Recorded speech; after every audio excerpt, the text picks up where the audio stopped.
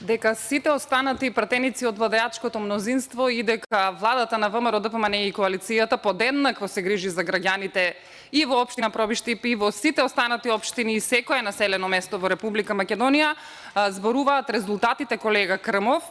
Доколку сакате подетално, еве ќе ви набројам некои од проектите кои се во тек подржани од владата на Република Македонија во општина Пробиштип, кои во моментот се реализираат. Реконструкција на дел од улица Јаким Стојковски, обезбедени 10 милиони денари од Министерство за транспорт.